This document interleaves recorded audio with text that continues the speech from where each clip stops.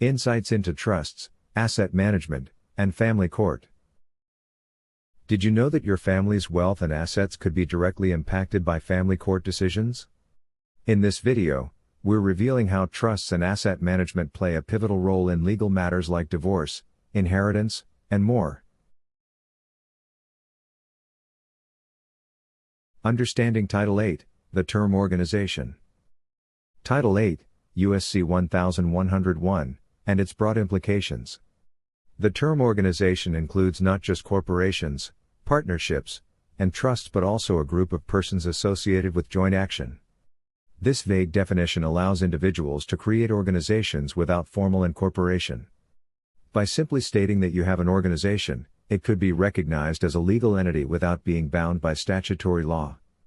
The key point here is that a Title 8 organization does not necessarily fall under U.S. federal laws and allows the creation of a legal entity without the typical paperwork required for corporations or LLCs. Footnote. This section explores the definition of organization in Title 8, USC 1101, showing how anyone can create a legal entity without formal incorporation. The power of Title 8 organization in court. By using the definition of organization in Title 8, individuals can create a non-incorporated organization, which would not be considered a person under the IRS or other legal definitions. This non-incorporated entity allows individuals to operate in court as a foreign entity, outside of the United States jurisdiction. This is particularly useful in cases where you want to avoid the limitations of a statutory person or corporation and instead create a foreign organization that can operate freely in legal matters. Footnote. This section discusses how a Title 8 organization can be used in court to operate as a foreign entity, offering greater freedom and flexibility than a typical statutory entity. Creating a Title 8 organization, step by step.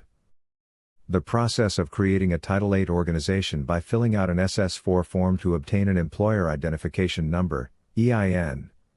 The process involves choosing a name for the organization, such as Title 8 USC 1101 subsection A28 organization, and submitting the form for banking purposes.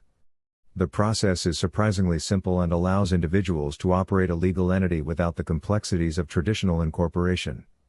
Once the EIN is obtained, the organization can open a bank account and operate without formal registration in the United States. Footnote. This section explains the simple process of creating a Title 8 organization by obtaining an EIN and using it to open a bank account, highlighting its ease compared to traditional incorporation. Naturalizing your organization, the legal process. In this section, the concept of naturalization and how it applies to creating organizations and trusts. By referencing Title 8 and 22 U.S.C., he explains that naturalization is not limited to individuals but can apply to organizations as well. This allows individuals to establish their own organizations or trusts as non-resident foreign entities, sidestepping the jurisdictional controls typically exerted by the U.S. government. Footnote. This section discusses how naturalization can apply to organizations, allowing individuals to create entities outside of U.S.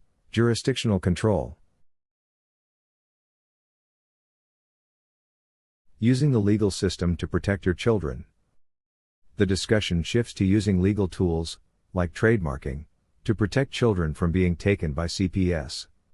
By trademarking a child's name, individuals can create a legal barrier that prevents others from using the child's name without permission.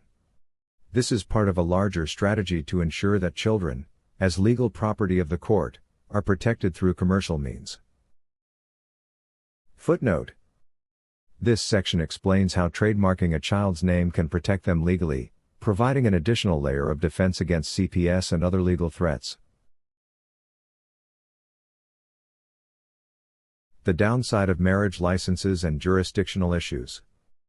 The dangers of marriage licenses, particularly how they create a legal contract between the state, the husband, and the wife, making it a business agreement.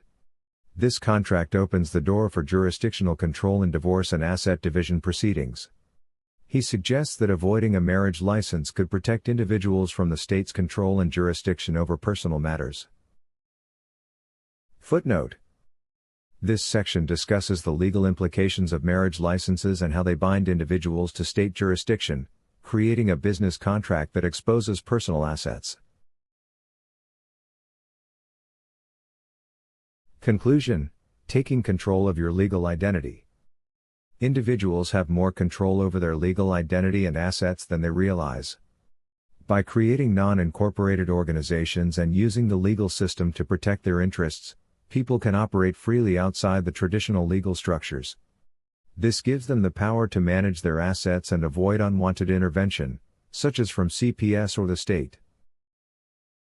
Footnote. This section wraps up the discussion by empowering listeners to take control of their legal identity and assets through strategic legal tools like Title VIII organizations and trademarks. Now that you understand how trusts and asset management intersect with family court, it's time to take control of your financial future. Protect your wealth, plan ahead, and make sure your interests are safeguarded in any legal scenario.